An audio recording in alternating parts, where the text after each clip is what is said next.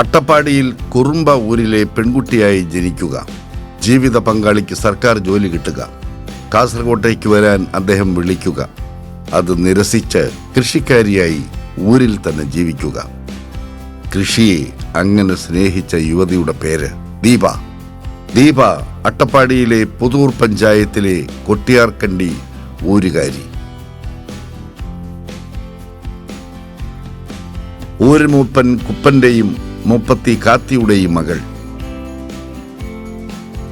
അച്ഛനും അമ്മയ്ക്കും 2 അനുജന്മാർക്കും ഒപ്പം സ്വന്തമായുള്ള മണ്ണിൽ കൃഷി ചെയ്ത് വളർന്നവൾ.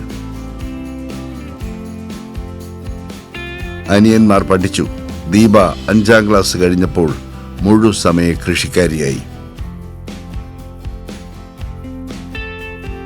ജീവിത പങ്കാളി ജയശങ്കർ. ജയശങ്കറും കർഷക കുടുംബത്തിൽ നിന്ന് കൃഷി ചെയ്യുകയും പഠിക്കുകയും ചെയ്തുകൊണ്ടിരുന്ന മിടുക്കൻ. കല്യാണം കഴിയുമ്പോഴും ജയശങ്കർ വിദ്യാർത്ഥിയായിരുന്നു. പിന്നീട് ബിരുദമെടുത്തു. താലൂക്ക് ഓഫീസ് ജോലിക്കാരനായി. ജയശങ്കറിന് നിയമനം കിട്ടിയത് കാസർകോട്ട്. അങ്ങോട്ടേക്ക് പോകാൻ ആ ചെറുപ്പക്കാരൻ ദീപയെ ക്ഷണിച്ചു. അത് തള്ളി. അച്ഛനും അമ്മയ്ക്കുമൊപ്പം നാട്ടിൽ 4 ഏക്കറിൽ കൃഷി ചെയ്ത് ജീവിക്കുമെന്ന് തീരുമാനിച്ചു ദീപ.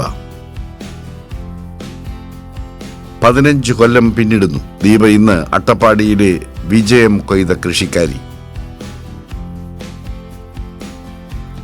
ദീപയുടെ വിജയരഹസ്യം പരമ്പരാഗതവും ആധുനികവുമായ കൃഷി രീതികൾ സംയോജിപ്പിച്ചത്.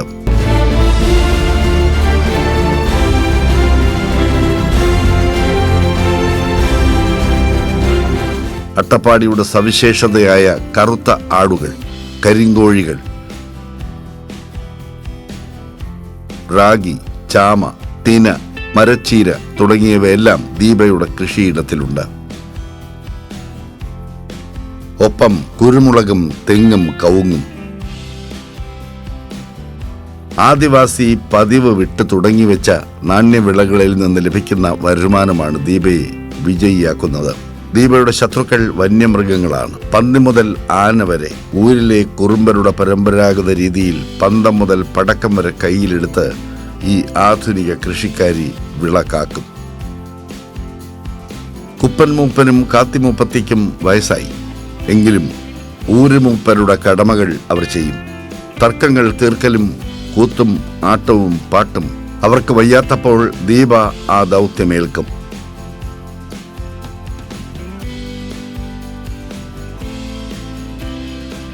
കുടുംബശ്രീ കൂട്ടായ്മയിലും പങ്കാളി.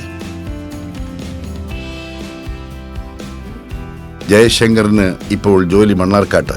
പ്രകാശം പരത്തുന്ന ഒരു നവകേരള കുടുംബം. അട്ടപ്പാടിയിൽ നിന്ന് ഞങ്ങൾ അംഗീകാരത്തിന്റെ വെള്ളി വെളിച്ചത്തിലേക്ക് കയറ്റി നിർത്തുന്നു. മണ്ണിൽ ചവിട്ടി നിന്ന് മാറ്റങ്ങൾ കയ്യെത്തിപ്പിടിച്ച കൊട്ടിയാർക്കണ്ടി ഊരിന്റെ കൊച്ചു മുപ്പത്തിയെ. നല്ല കൃഷിക്കാരിക്കുള്ള 2024 കൈരളി കതിർ പുരസ്കാരം ദീപ ജയശങ്കറിന്.